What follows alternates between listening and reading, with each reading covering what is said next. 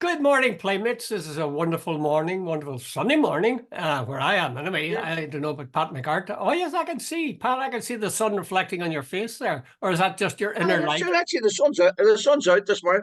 As Uh, I said to you last week, there's a definite. The sun's higher in the sky. We're definitely heading in towards summer. do you see the trees? Some of the trees are Yeah. green. They're budding. Right. And Absolutely. Yeah. Yeah. some of those little, the ones that have the little pale yellow, no, not orange flowers. Is it cherry blossom or something? Some of those Jude, I'm are sorry. You're on actually. your own when it comes to flowers. Oh, I had that. Anyway, it is a good day and it's good to be alive. That's what I say. Okay, we have a lot of stuff to talk about. Yeah. Shall we start with the fact that there's talk about a European army in an article, at Uh, least one article in the Irish Times, and that in fact links with the fact that the Ukraine continues to be a problem, and they're given figures of 31,000 Ukrainian troops have been killed. yeah. Yeah. Um, Yeah. Yeah. what? How do you feel about the idea of a European army, Pat? Well, you see, as usual, we and the Republic we have been neutral for a long time. But Yeah. I don't know where we're going. But Jude, here's the thing. There's a guy called John O'Brennan. I think he might have been an American. He's a professor in Maynooth, and he's a big article in the Irish Times He there wrote at the that. weekend That's or right. what? Yeah. Yeah, and basically what he's saying is the days of sort of being neutral is great. He says two or three things are happening.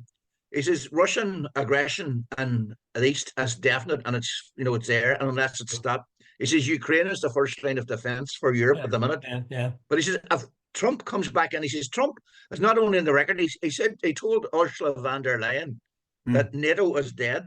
Mm-hmm. And he also said in the past that if remember the NATO, I think it's Article 5, if one person's attacked in NATO Yeah. or one person, We one all are state, the attacked. other Yeah. exactly.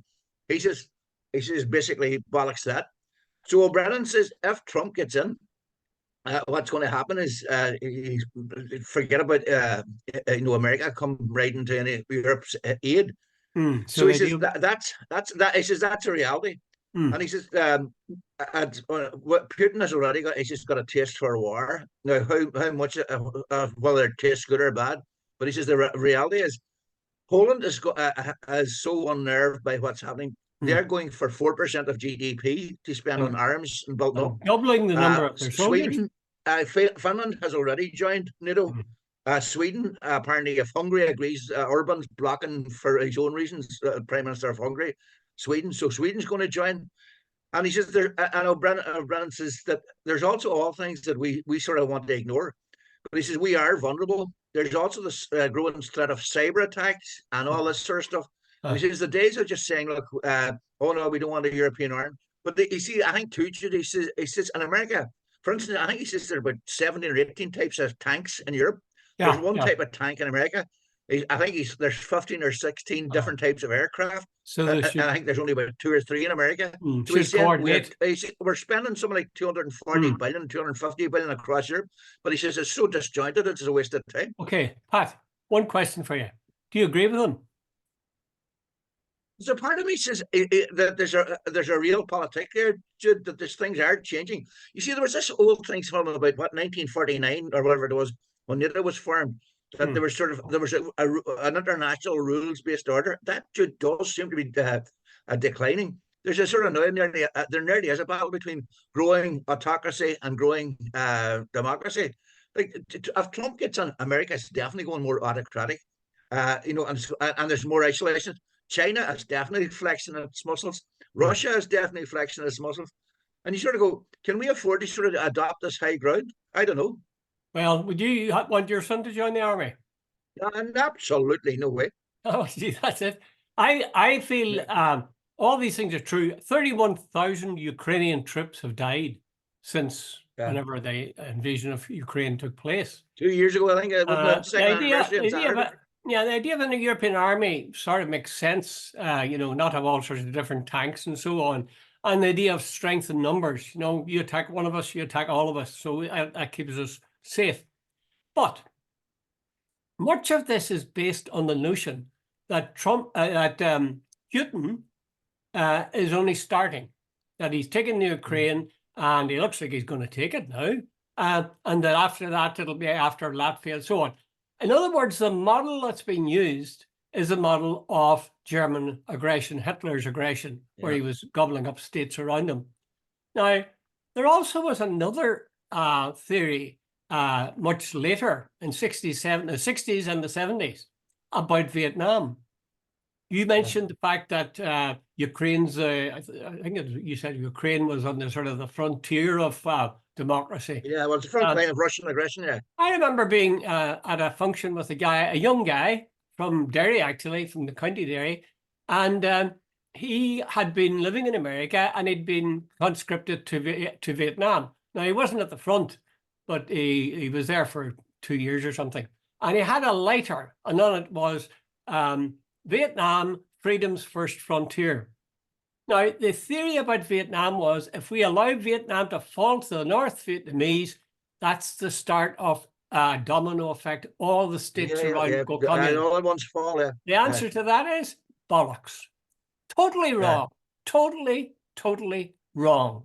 So how come we're going to believe now that Putin is engaged in exactly the same thing, that he just can't wait to gobble up all these states and set up another Russian empire? Honestly, I don't think he is. I think he's looking for security. I think he's looking for buffer states between him and the rest of the world. I mean, it's NATO that's growing like mad. I don't know what the Russians are doing with their army, but certainly NATO is building up its army like nobody's business. I just think that sort of war fever, this notion that Putin is bad, we must stop him, and we must pay any price for it. I don't think that. I think if I was a Ukrainian parent, I wouldn't want my son dead. The thing is, isn't security based on the probability or the possibility of threats? Putin has gone into Georgia. He's gone into Crimea. He has gone into Ukraine. Now, okay, Jude, there's also these things coming down the track that they reckon could, there's a hell of a lot of refugees. These things like climate change is going to make refugees, and like look at what's going on in Ireland. The whole thing about asylum seekers, it's becoming an issue. Jude, so that, and Jude, let's be clear. There's been a couple of quite serious cyber, not threats, actions in Ireland. Remember the health board, the health service was off the record. They're saying Ireland did pay money to the hackers to get them. About what 2-3 years ago, massive. They reckon it cost a couple of $100 million. So Jude, all that sort of stuff, and. But that doesn't necessarily just sit off on it. But can we just sit off on our own and say, "Oh no, it's not a big issue for us"? Well, I just think, I take that point. There's a terrible danger because Ireland hasn't got any muscle at all in terms of protecting itself. But I think there's a danger we might be handed this theory of what all this Ukraine thing is about, and we accept it. Like we don't. Give you an example. All of us call for a ceasefire in Gaza. Stop killing people, defenseless people. Nobody has said, let's call a ceasefire in Ukraine. Sit down, talk to Putin. What are you up to? You say you're going to take over this country. Let's be clear in this, etc. Nobody suggests that. All that they suggest is we must stand behind Ukraine. We must send more armaments to Ukraine. We must, fight to the end, and will not stop until we've pushed every last Russian soldier out. I think I read yesterday somewhere Zelensky has said that he would put a peace plan. Now, Jude didn't pay a terrible lot of attention to that. He had put a peace plan to the Russians. And his peace plan is that the Russians totally withdraw and take their troops off. See, that's the thing. That's the thing. Yeah, but anyway, but something that's a starting position. I presume there's parts of that Donbass, where it is Russian speaking and all that sort of stuff. They might come up with some sort of. You said Zelensky said 32,000 or 31,200 Ukrainians are dead. Apparently, the Americans are claiming. I think they reckon there could be about up to 200,000 or 300,000 Russians dead because apparently they sent in Aye. a lot of conscripts and stuff like that who are Mm, totally mm, unprepared for the fight. mm, mm. It's costing apparently the Russia's getting the revenue from its fuel, but Yeah. apparently, according to the experts, it's costing Russia 100 billion a year. Dude, Well, that's a lot of money. yeah, well, all the more reason for sitting down then and saying, what are you looking for here? What's the price you're Yeah, prepared to pay? We're saying to you, for God's sake, talk about it.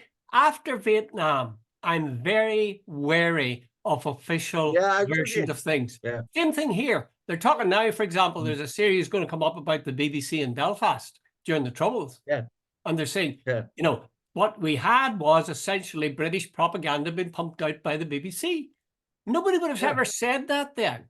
Well, maybe Well, Republicans might have said that's it. what I keep. I that was in the Guardian, and they said basically the BBC weren't allowed to tell the true level of discrimination against Catholics. It's only coming out now. It's like the collusion involving the RUC and the British Army was held for a. But Yeah. here's the thing: there was a woman called Liz Curtis wrote a book, Ireland the Propaganda War, and I Mm. read it somewhere in the 1980s. Dude, she already was absolutely given chapter and verse on that. And I would presume her book was nearly suppressed, but Jude, it's there, and all the stuff comes out now. But by the way, I think if I remember correctly, the independent Russian sources say 75,000 Russians have died so far. So, Mm. Jude, the whole thing about armies and about peace and about you're dead right. Where is the real effort now to find peace? It's just going to be an attritional war in Ukraine. Like the second anniversary was on what was it? I think it was Saturday, was it? And you look around. Everyone, the Russian or the Ukrainians, they don't even know how many civilians are dead. They Yeah. won't know till the Yeah. war's over. Yeah. They don't know. They haven't done a count how many have been seriously injured. What's infrastructure damage? So does nobody ever think down with Russia's 75,000 dead? Does nobody ever sit down and say, look, wait a minute, can we reach some solution here?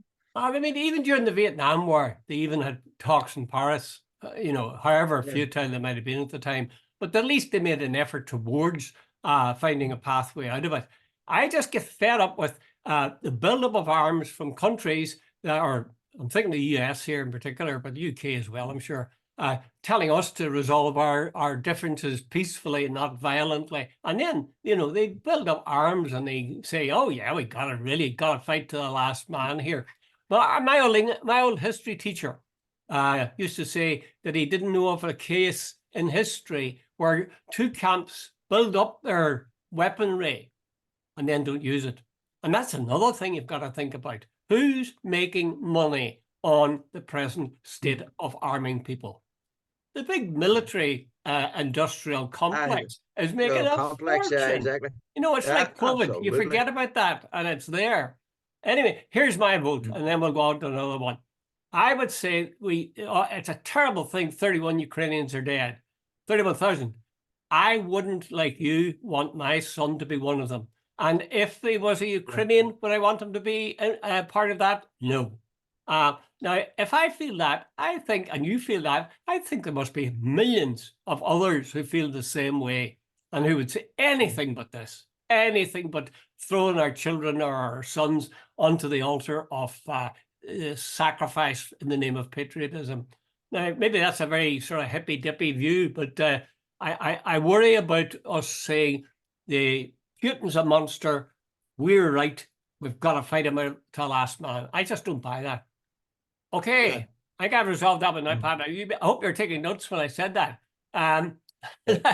Let's go on to another war that's being fought. And this is the war over the West Belfast Stadium, Casement Park. Yeah. Yeah. There's I heard Nolan on this morning, and I think what he was essentially was saying, Jarlath Burns, who's the head of the GA at the moment, that he was inaugurated on Saturday. Aye, they said we're sticking with 15 million that they're promised. That's what they were going to pay. And I think Nolan seemed to be suggesting that the GAA should lay out their books, say about what much money they have, how much money they expect to get from Casement Park, and then start talking about whether or not they should up their contribution. The one thing that strikes me about the whole thing now, I don't want to cover ground we've done before, But the one thing that strikes me particularly about this is that Ravenhill is well equipped for rugby. Windsor Park is well equipped for soccer. Casement Park is not equipped at all. Now, is that a coincidence? Is that anything that we recognize from the past, or what? What do you think? You know, look, let's be honest here. Hey, what do you say, Jude? I was doing an article yesterday, and on occasion, some years back, on occasion, to remember Sir James Craig, Northern Ireland's first Prime Minister. Wait, did you know that Craig, when he was quite a young man, inherited somewhere around about 1900, 100,000 from his father? I checked it out, Jude.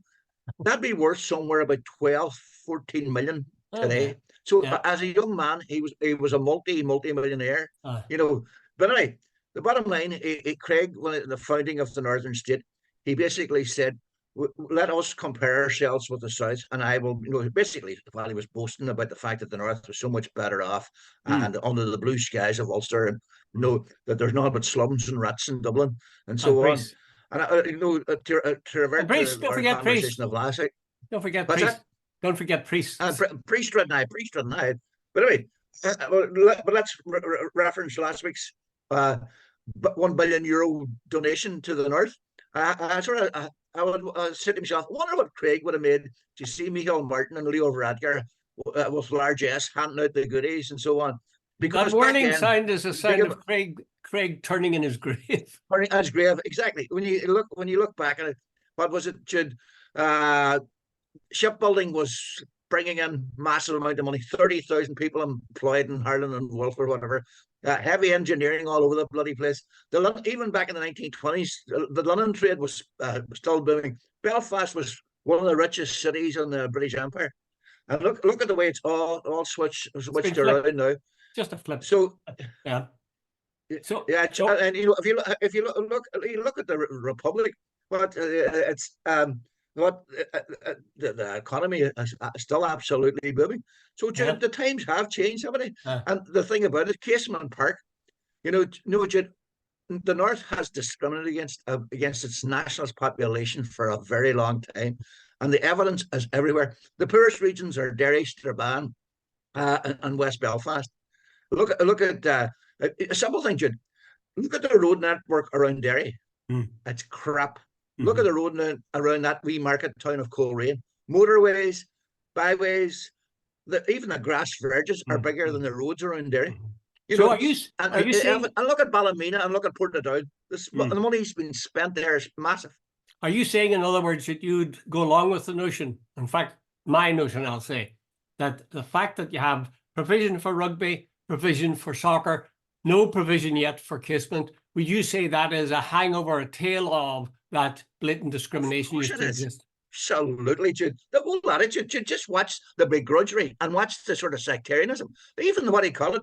Why would people go to Windsor Park with a banner, no money for Casement? Quite recently, there's a photograph, I think it was in Sunday Life yesterday.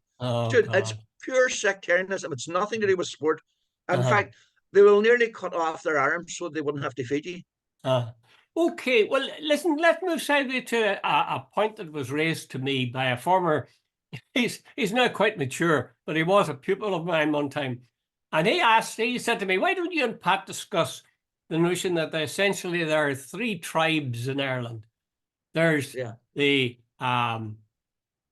Northern Protestant or Unionist, there's the Northern Nationalist or Catholic, and then there's the Southern state, the homogenous community people. Well, there's a few Protestants, but the Protestant people, as he pointed out, is quite right, to have totally accepted the existence of the state and play a very important role in running that state. Now, would you go along? Would you accept that thing about the three tribes, or is there an element of truth in it, or should we be talking tribes at all? Jude, there definitely is, Jude. Look what we've just discussed, and even looking back on Craig, this idea that Jude, look at it, right? Even the foundation of the state, Craig was willing to go against he was supposed to be loyal to, and he had fought in South Africa and so on, and the Boer War campaign.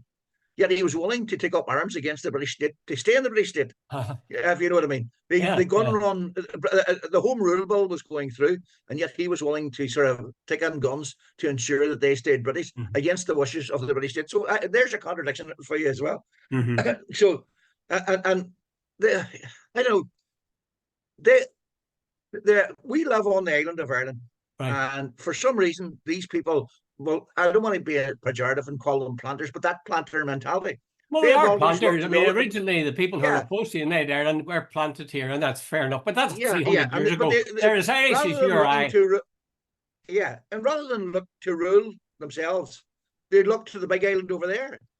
And there's that's been going on what for 400 years or 500 years, or what the hell it is. You sort of go, surely at this stage, anybody, in any democracy, the people who live on the island should make the decisions for the island and their own best interest, rather than looking to the interests of somebody else. Well, I had thought that often, Pat, but we gave that away in a way. When we had the What do Good you mean? Friday Agreement, we said Hmm. the people who will decide are not actually the people of Ireland. It's the people of the north of Ireland, 6 northeastern counties. They will decide. And then that the Yeah. south will be allowed to decide. But you must have that assent from the north. That's not Uh, quite the same thing as saying that Ireland will decide how it's ruled. However, that's the way it is, and we're accepting that. And we're still optimistic that things are going the way we want them to. But I think the point my friend was making was that even leave aside what are the limits and the markings of the state, that there is in the South a sense of up here being different and of absolutely. up here being divided against each other. On the one side, the Unionists, the other side, the Nationalists. And never the three shall meet. Would you agree with that, first of all? And if you do agree, is there anything we can do about it? Well, I remember Frank Kern the other before me. Frank told me one. Eddie McAteer had gone down to see Sean Lamass, Yeah. and he came back, and Frank was sort of an unofficial advisor to Eddie, and he says, "How did it go?" And he says, basically, Lamass didn't quite put it. I guess I'm sort of paraphrasing here. Told him go back up north again, and sort of a plague in both your houses. You're not both these are nothing but trouble. And he said that was just from the former Republican Prime Minister of the Republic, Taoiseach, and so on.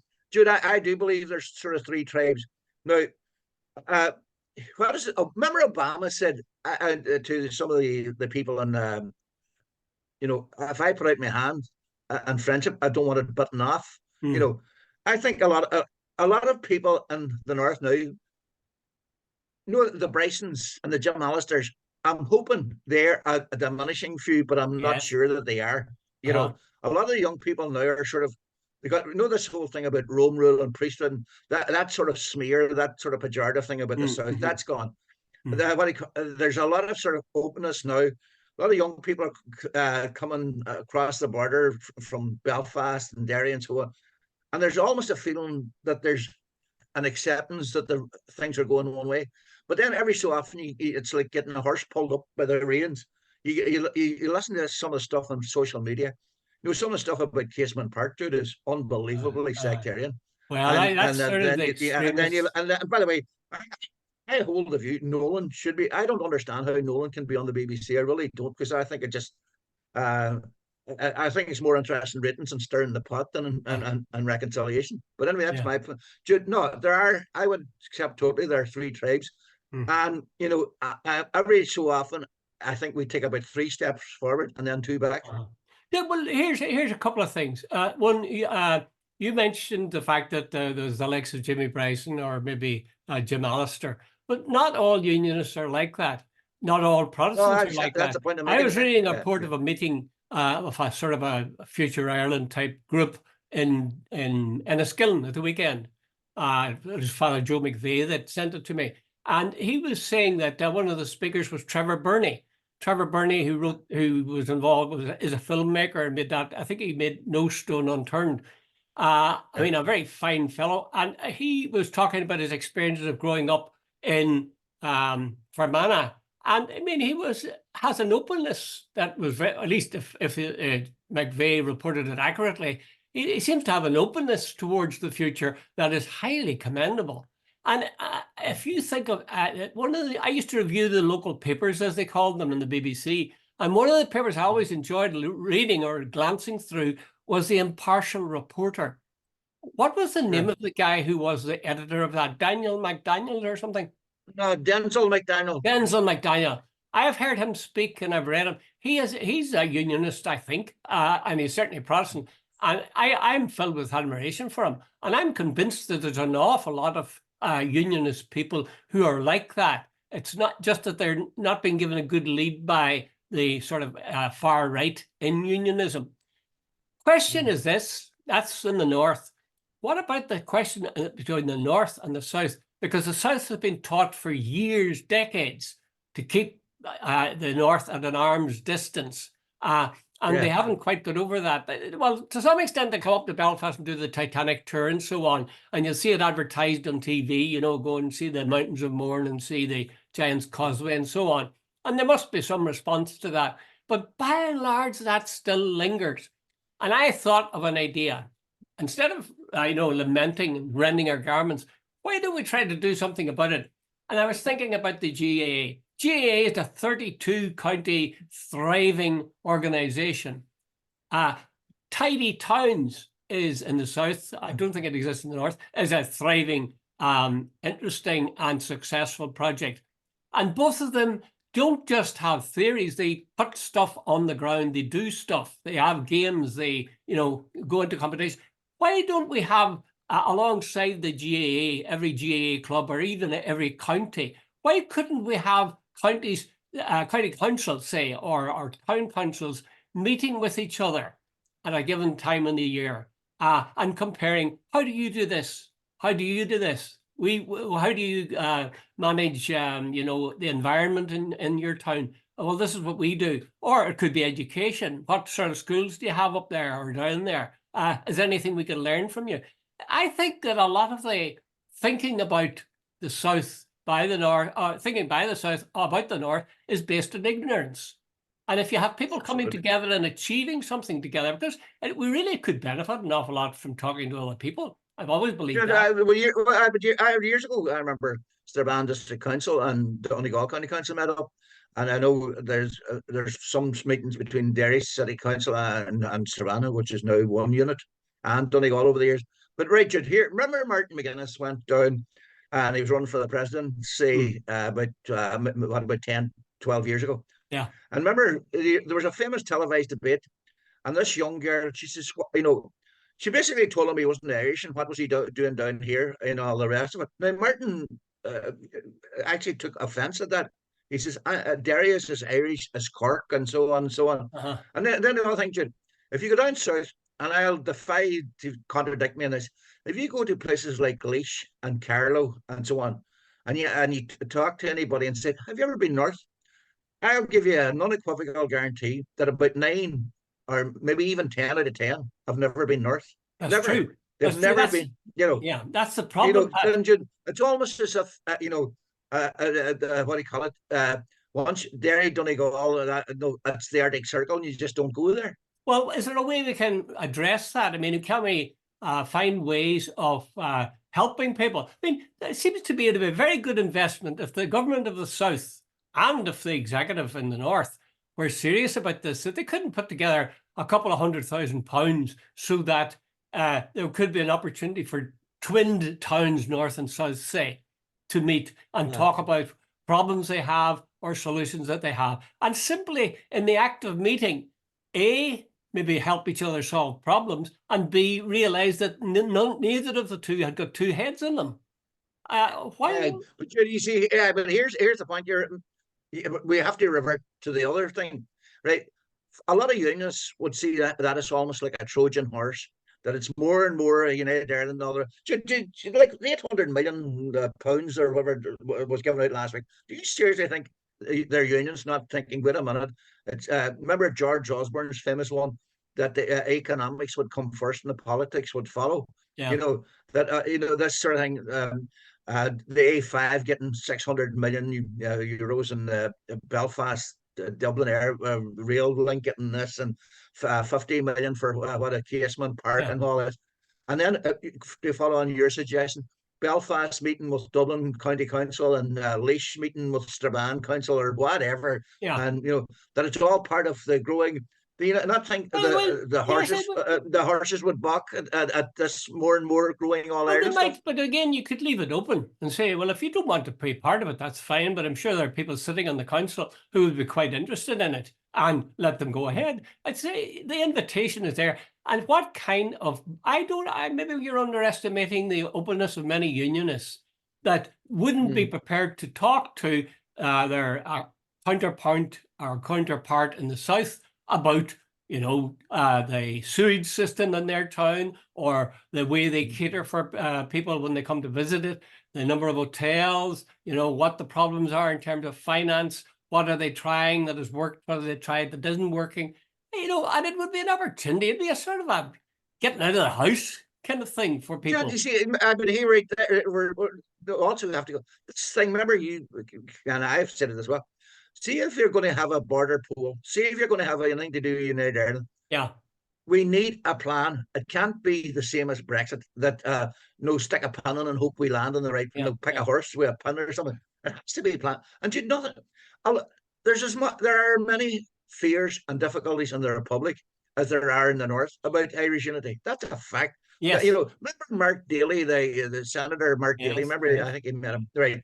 I met Mark a couple of times, and he had done some sort of research, but he's an outlier. He's one of the very few.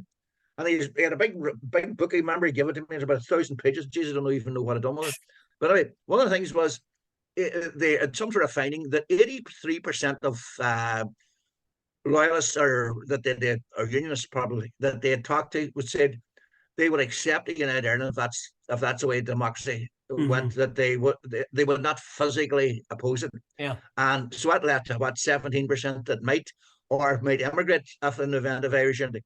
Now, surely if we can come up with a system that, as Luke says, don't frighten the horses type thing. Here's what a unity will mean. Here's what's in it for you, etc., etc., etc. Look, can we sort of adjust this so it doesn't frighten you, that you can find it acceptable? Surely that would be a well worthwhile out, and that surely should be something that the government should be doing. Absolutely. I couldn't agree with you more. The Southern government has been very lax. Now, I know Mayhall has shown his credentials by sending money, 600 million or whatever it was, as part of his shared Ireland, or shared whatever it's called. But what I'm talking about is right now, I'm assuming there's going to be a border pool up ahead. But at the moment, my friend was saying that there's a division of the South from the North, and the North within itself. And what I'm saying, let's see if there's a way of addressing the South and the North thing, the division that's there mentally, not politically. Yeah. And I remember the PGCE, Postgraduate Certificate in Education, where teachers who'd done a degree would be trained up as teachers. And they had a get together electronically, sort of I suppose you call it FaceTime now, although it was more primitive than that then, with students from places like Maynooth and from UCD who were doing the HDIP Ed, which was the Higher Diploma in Education, which was the exact counterpoint of Postgraduate Certificate in English, or Postgraduate Certificate in Education. And the fact of the matter is, the people in the South hadn't a clue what kind of system existed up here, and the people up here hadn't a clue what sort of system was there. And they're quite radically different. Well, I am amazed that those two systems haven't been given an opportunity to come together, talk about what are the strengths in the system you have, why do you have them, what are the strengths we think we have here, are there anything we can learn from each other? That's all. I'm not saying dissolve the two into one. I'm saying just learn from each other. And by coming together under, when people come together in a joint enterprise of any kind, you learn to like people. At least that's my experience. Rather than this thing they used to have during the Troubles, where, we'll bring these two schools, the Catholics and Protestants, together, and they'll talk about being a Catholic and talk about being a Protestant, and so on. Now go home, back to your own schools. Instead of that, value. Jude, years ago I was doing an MA years ago. Anyway, to the point I'm making, I'll not say where he was from, but he was from a truly loyalist area of Belfast. And one day we're sitting chatting, and he was, look, from a totally unionist background. He said, Pat, I support United Ireland 100%. I nearly fell off a seat, and I says, are you serious? He says, yeah, of course I am. He says, I have found a far more common, he says, with people like you than I have with, he says, some English guy that's over here running the place. He says, and he was a true sort of Democrat or true Republican in the sense he believed in government of the people, by the people, not Republican in the sense of Jerry Adams. He was a true Democrat, and all the thing. And I was afterwards. I should have asked him how many. What I wonder how many he of would you have got around? on had he said that publicly where he lived. Yeah. I suspect there are quite a few of those. That's the point I was making, that there are a lot of unionists who are very reasonable people. And because they've been brought up in this state, they think certain ways, but they are flexible and they're open to ideas. And, the sooner we find ways of engaging with them, the better. And the Southern government should be leading that. But while I accept that there are divisions here still, although there is light, and for example, the guy you've mentioned, the idea that the South should be wary of the North and should dismiss us as two crazy tribes up there, that seems to me ridiculous. And why we haven't put in place structures to address that and change that, I can't imagine. I mean, do we think we're perfect or something? So we wouldn't want to change anything? It sort of matches with some of the people who are so scared of immigrants, where the very idea of them coming into their town, whoa, you'll disturb our culture. We've got such a vibrant culture. And in many cases, there's damn all culture to be disturbed. So maybe we should both be more open. So that's my answer to my friend. There should be organized efforts for the South and the North to learn about each other, and maybe organized efforts for unionists and nationalists to work together for the good of the North as it stands now. Yeah, that's fine. When your friend who asked, are there three tribes? There are, because well, obviously there are two tribes in the North. We've had 40 years of troubles to prove keep that. your eye on the time. And the Republic. So, Jude, anything that sort of was it Corrymeela where they used to have sessions where they we need more of them. But Corrymeela, you see, the problem with that was they sat and they talked about what they felt and came to understand each other. I'm saying get ventures where you're both working for the same goal. But I don't mean talking shops. I mean talking shops that deliver. Deliver, exactly. Well, I think we've done a splendid job today, Pat. Good job. We both should have medals. We should have 3 medals, one for each tribe. One for each tribe.